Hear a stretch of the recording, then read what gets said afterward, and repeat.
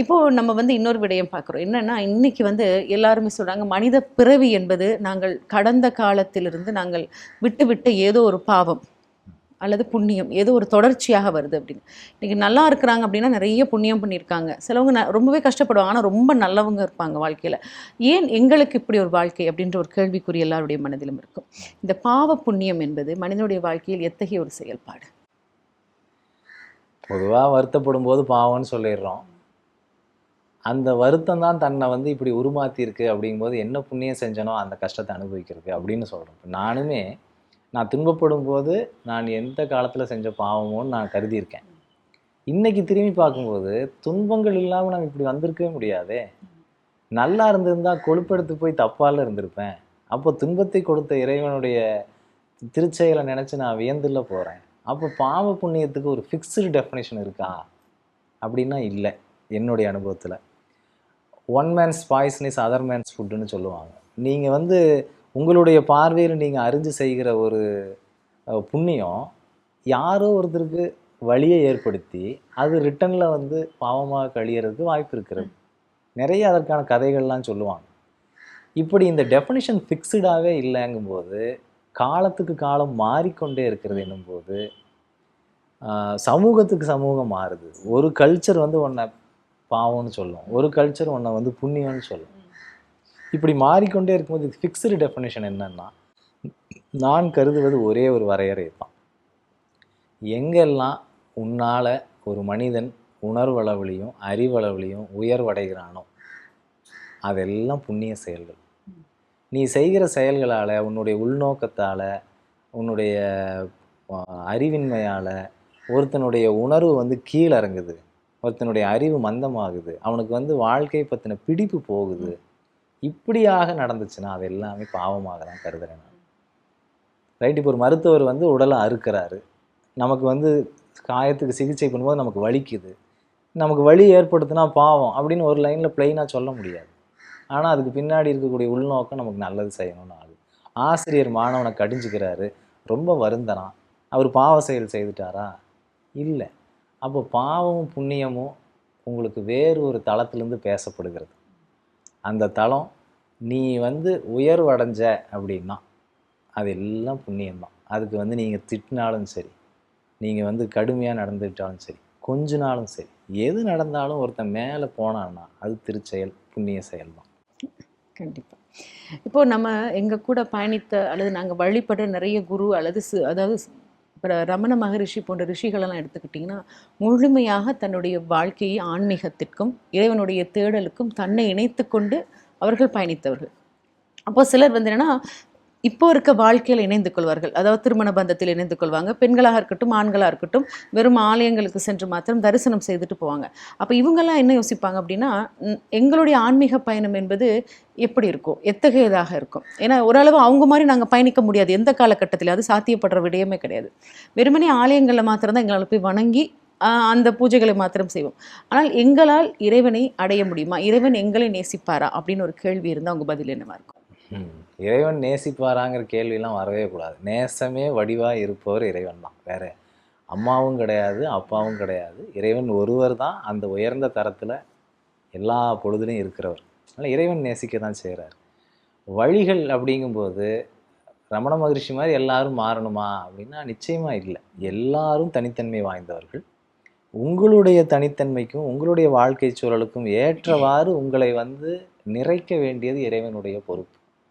அதனால் உங்களுக்கு வந்து 3 பிள்ளைங்கள் பிறந்துட்டாங்களே, எனக்கு வந்து இந்த சொத்துக்கள் கொடுத்து வேலையை கொடுத்து கவனிக்க வச்சுட்டாங்களே, நான் எப்படி சந்நியாசம் ஏற்றுக்கொண்டு போய் அங்கே அமர்வது, இந்த சிக்கலே வேண்டாம்.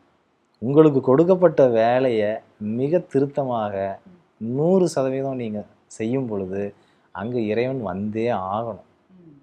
ஒன்று, உங்களுக்கு கிடைக்கிற ஒரு சில நேரம் இருக்கும், ஒரு 1/2 மணி நேரம் இருக்கும், 1 மணி நேரம் இருக்கும். அதில் ஒரு சின்ன ஞான விசாரணையை நீங்கள் எடுத்துக்கொள்ளலாம்.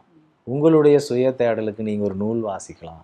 அல்லது இறைவா உன்னை நான் பார்க்க விரும்புகிறேன்னு ஒரு ஏக்கத்தை நீங்கள் உங்களுடைய பூஜை அறையில் நீங்கள் வைக்கலாம். மகான்களுடைய சரிதங்களை படிக்கும்போது என்ன வாழ்க்கை வாழ்ந்திருக்கீங்க நீங்கள்லாம், இதில் ஒரு 10% எனக்கு கிடைக்காதா அப்படின்னு நீங்கள் அவங்கக்கிட்ட உங்கள் வேண்டுதலை வைக்கலாம். இத்தனையும் செய்யும்போது அவர் வராமல் இருக்க மாட்டார்.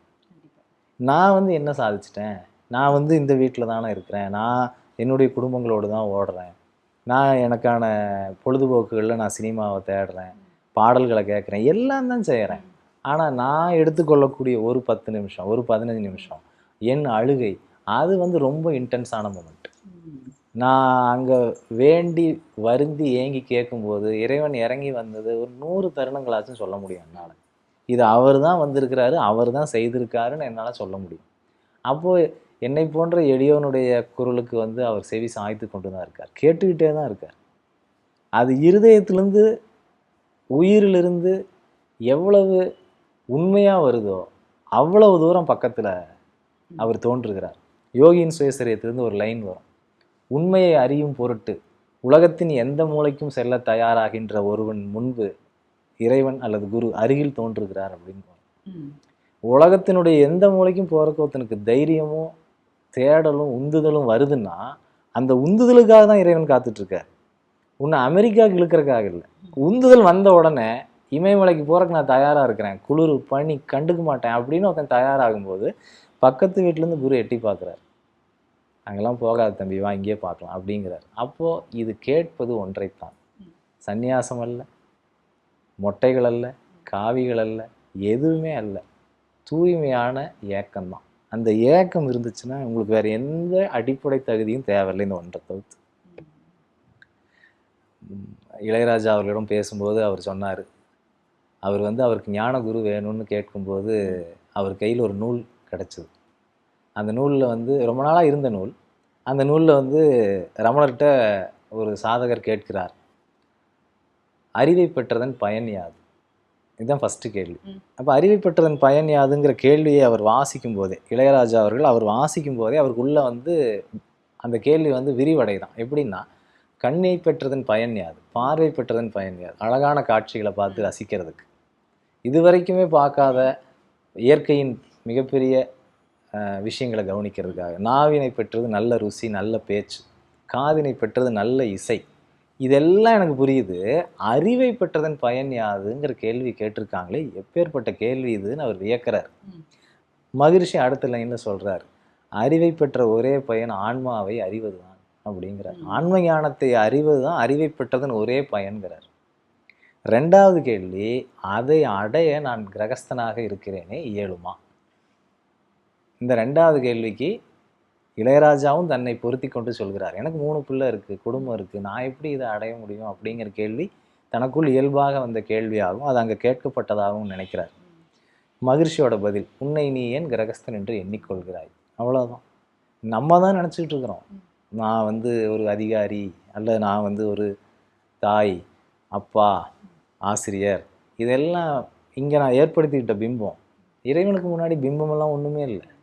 அப்போது எனக்கு இருக்கிறது ஒரே ஏக்கம் மட்டும் உறுதியாக இருந்தால் போதும். இதெல்லாம் தாண்டி உன்னை பார்க்காம இருக்கனே, உன்னை உணராமல் இருக்கனே அப்படிங்கிற ஏக்கம் ஒரு சொட்டு எட்டி பார்க்கும்போது எந்த மூலையிலேருந்து வேண்டுமானாலும் அவர் தோன்றுவார். கண்டிப்பாக கண்டிப்பாக. அதாவது இந்த உடல் என்ற இந்த உறவுக்கு தான் நாங்கள் நிறைய பேர்களெல்லாம் பதிச்சிட்ருக்கோம். ஆன்மாக்கு வந்து எதுவுமே கிடையாது, நிகரற்ற ரீதியில் பயணம் செய்து அப்படின்றத பதிவு செய்திருந்தீங்க. இன்னொரு விடயம் என்ன அப்படின்னா, இப்போ வந்து பஞ்சபூதங்கள் அப்படின்னு சொல்லும் பொழுது அதனுடன் தான் மனிதனுடைய செயல்பாடுகள் கண்டிப்பாக அடங்கியிருக்கும். ஆனால் இந்த பஞ்சபூதத்தின் அடிப்படையில் வந்து உலகம் என்ற செயல்பாடுகளில் வந்து மனிதன் என்ற ஒரு இனம் எங்களுடன் பயணிக்கிறது அப்படின்றதை நாங்கள் பார்க்குறோம். இன்றைக்கி வந்து உறவுகளோடு வாழ்கிறது வந்து எவ்வளோ பெரிய சந்தோஷத்தையும் மகிழ்ச்சியும் கொடுக்கறது அப்படின்னு நாங்கள் பார்த்துட்ருக்குறோம். இன்னொரு விடயம் இருக்கிறது என்ன அப்படின்னா, மனிதன் எதை நோக்கி பயணிக்கின்றான் வாழ்க்கையில். நாங்கள் வந்து நிறைய விடயங்களை படிக்கிறோம், வெறுமனே அந்த புத்தகத்தில் மாத்திரம் அந்த படித்த விடயங்களை அப்படியே மறந்து விடுகிறோம் வளர்ந்த பிறகு. ஆனால் இன்றைய காலகட்டத்தில் மனிதன் எதை நோக்கி பயணிக்கின்றான் அப்படின்ற ஒரு கேள்வி உங்ககிட்ட யாராவது கேட்டாங்கன்னா, அதாவது இன்னைக்கு வளர்ந்துக்கிட்டு இருக்க சமுதாயம் கேட்டதுன்னா உங்கள் பதில் என்னவா இருக்கும்? இதுவும் நான் எந்த பதிலுமே புதிதாக சொல்ல தேவையில்லை. கலிகாலம்னு சொல்கிறார்கள். அந்த காலத்தில் தர்மம் வந்து ஒத்த காலில் தான் நிற்கும் அப்படின்னு சொல்கிறாங்க. ஸோ மக்கள் முழுக்க முழுக்க புலன்வயப்பட்டும் பொருள்வயப்பட்டும் வெளிமுகமாகவும் தான் பயணப்படுகிறார்கள். அந்த சமயம் தனக்குண்டான அறம், தன்னை அறிதல் அப்படிங்கிற மாதிரியான செயல்களை நோக்கி மனிதன் செல்வது ஒற்றைக்கால் பயணமாகத்தான் இருக்கிறது. Very rare. மனிதர்கள் பெரும்பாலும் வெளிமுகமாக பொழுதுபோக்கு தேவைப்படுகிறது. முதல்லலாம் பாருங்கள், ஒரு சினிமானா 2.5 மணி நேரம், ஒரு நாடகம்னா 1/2 மணி நேரம். இன்னைக்கு வந்து யூடியூப்லேயும் இன்ஸ்டாகிராம்லையும் ரீல் வந்து 1 நிமிஷத்துக்குள்ளே நீங்கள் பார்த்தாலும், ஏன்னா அவனுடைய கவனத்தின் தன்மை மாறிப்போச்சு. நிதானமாக ஒன்றை பார்க்கலாங்கிற அந்த குணம் மாறிப்போச்சு. 1 நிமிஷத்துக்குள்ள அப்பீலிங்காக இருக்கக்கூடிய ஒன்றைத்தான் அவன் ரசிக்கிறான்னு ஆகிப்போச்சு. இது வந்து வளர்ச்சி அல்ல. இது வந்து அவனுடைய கவனிப்பு திறனுடைய வீழ்ச்சி. அவனுடைய ஸ்பேன் வந்து ரொம்ப குறைஞ்சி போச்சு. கான்சன்ட்ரேஷன் ஸ்பேன்னு சொல்கிறாங்க. அது வந்து நல்ல பெரிய ஸ்கேப்பில் இருக்கணும். அது குறைஞ்சி இப்போ சுருங்கி போச்சு. எல்லா மனிதர்களும் பரபரப்பிலும் பொருள் மயக்கத்திலும் அல்லது புலன் மயக்கத்திலும் அல்லது வெளிமுகமாகவும் ஓடிக்கொண்டிருக்கிறார்கள். அதற்குண்டான வரியை அவங்க கட்டிகிட்டு இருக்காங்க. உள்ளேயும் சரி வெளியும் சரி கட்டிகிட்டு இருக்காங்க. அதில் வந்து அவங்க இன்னும் சிக்கலுக்குள்ளே போகும்போது, வழிகளுக்குள்ளே போகும்போது என்னை போன்ற ஆட்களை நாடுறாங்க. என்னங்க இது கஷ்டமாக இருக்கேங்க அப்படிங்கிறாங்க. அதை தான் ஆரம்பத்துலேருந்து சொல்லிட்டு இருக்கோம். அப்படிங்கிறாங்க. அப்போ கொஞ்ச நேரம் சும்மா இருன்னு சொல்கிறோம், முடிய மாட்டேங்குது. 1 நிமிஷம் சும்மா இருந்தால் போதுமா ரீல் மாதிரியே அப்படின்னு கேட்குறாங்க. இதுதான் நான் பரவலாக பார்க்குறது. கண்டிப்பாக நிதானமாகவும் சிந்தித்து செயல்படணும் அப்படின்ற ஒரு விடயத்தை நீங்கள் கண்டிப்பாக சொல்லியிருக்கீங்க.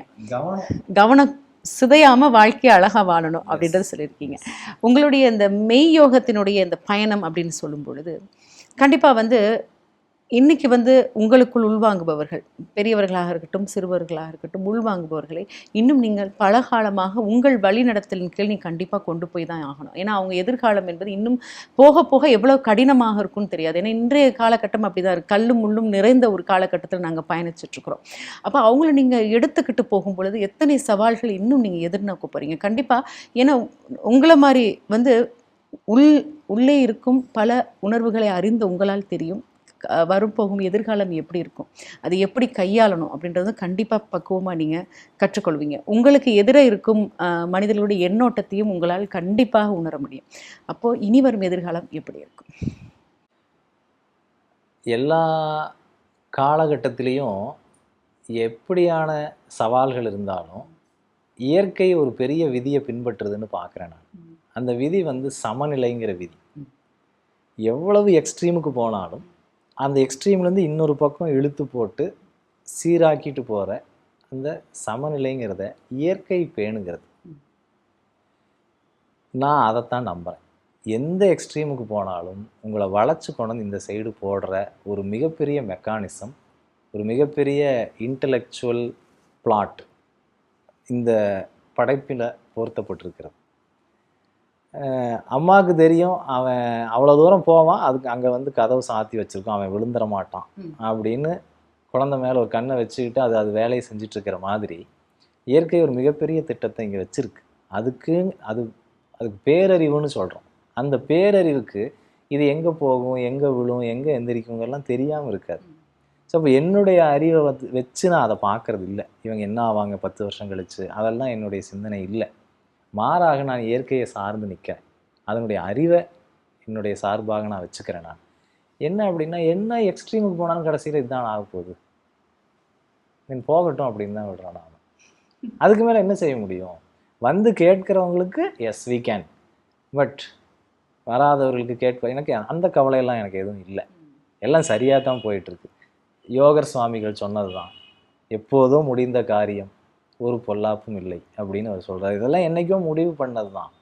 இப்படி தான் போவாங்க, இங்கே விழுவாங்க, இத்தனை பேர் விழுவாங்க, அத்தனை பேர் எந்திரிப்பாங்கங்கிறது எல்லாமே very well planned and very well played. வேடிக்கை பார்க்குற எனக்கு என்ன கஷ்டம்? நான் எந்த நாட்டு சார்பாகவும் இல்லை. அதனால் ரெண்டு பேரும் விளையாடுறத நான் என்ஜாய் பண்ணிட்டுருக்கேன். அவ்வளோதான். கதை எழுதப்பட்டிருக்கிறது, கதாசிரியராக இறைவன் இருக்கிறார், நாங்கள் வெறுமனே நாடக நடிகர்கள், அவ்வளோதான்.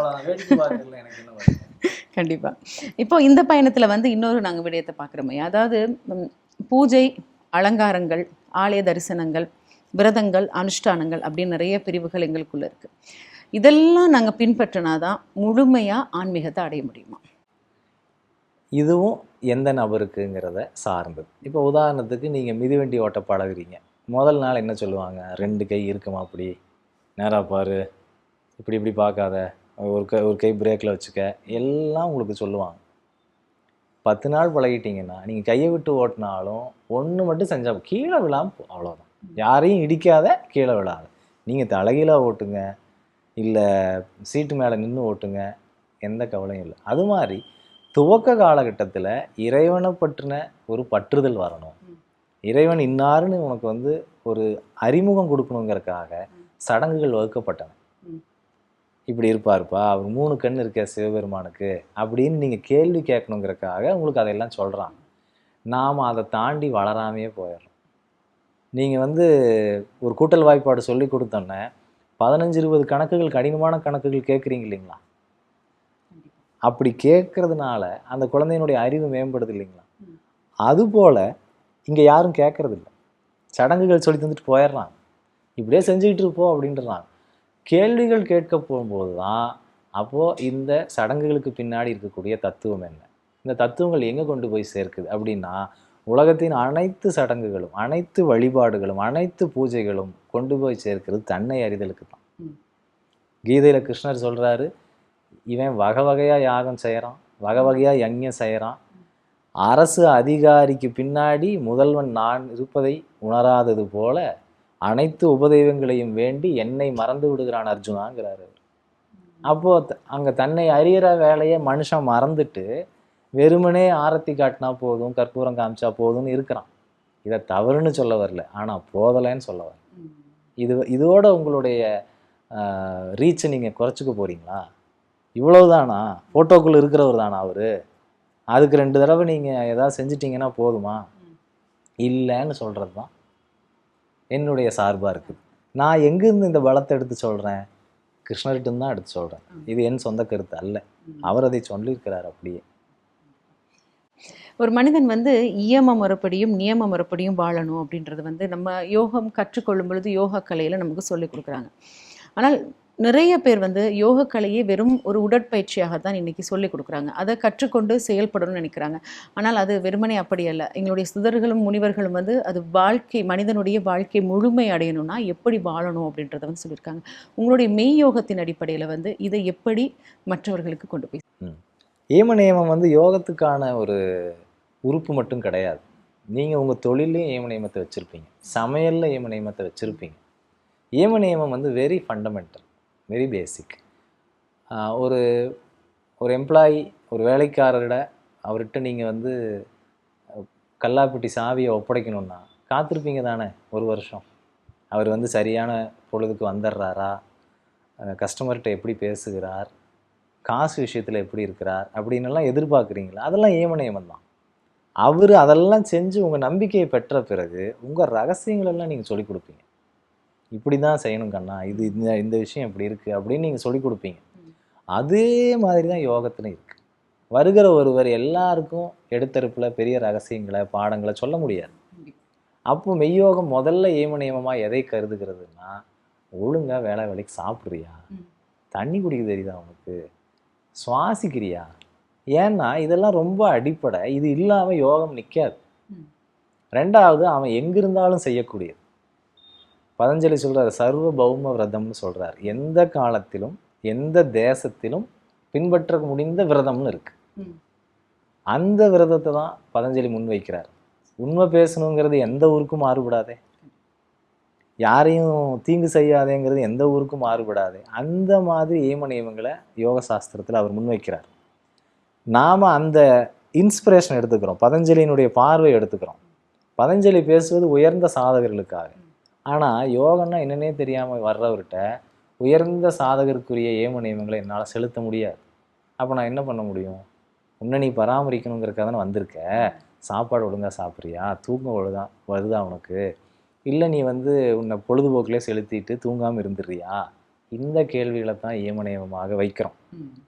அடுத்து அவர் அதில் தேறி அடுத்த கட்டத்துக்கு பாடத்திற்கு வரும்போது அந்த ஏம நியமத்தை இன்னும் டியூன் பண்ணுறோம். நீ சொன்னதெல்லாம் செய்கிறியா, உன்னுடைய மனம் வாக்கு காயமெல்லாம் பொருந்தி நிற்குதா அப்படிங்கிறத ஏம நியமமாக சொல்லும். இப்படி ஒவ்வொரு படியிலையும் அவங்கள வந்து பதஞ்சலி சொன்ன அந்த உயர் ஏம நியமத்தை நோக்கி அழைச்சிட்டு போகிற வேலையை ஒரு பிளாட்டாக லே பண்ணி வச்சுருக்கோம். இந்த வகையில் வந்து உணவே மருந்து ஒன்று அப்படின்னு ஒரு அந்த காலத்திலேருந்து வழிவகுத்துட்டு வராங்க. இதில் யோக முறையாக இருக்கட்டும் அல்லது எங்களுடைய சமய சம்பந்தமான எந்த ஒரு அனுஷ்டானங்கள் இருந்தாலுமே இன்றைக்கி வந்து நிறைய பேரோட உணவு பழக்க வழக்கம் வந்து மாமிச உணவாகவும் இருக்கிறது, சைவ உணவாகவும் இருக்கிறது. அது வந்து அவர்களுடைய பழக்க வழக்கங்கள், அது தவறு சொல்கிறது கிடையாது. ஆனால் சைவ உணவு அருந்தினால்தான் எங்களுக்கு இதிலே கட்டுப்பாடுகள் அதிகமாக எடுத்துக்கொள்ள முடியும்.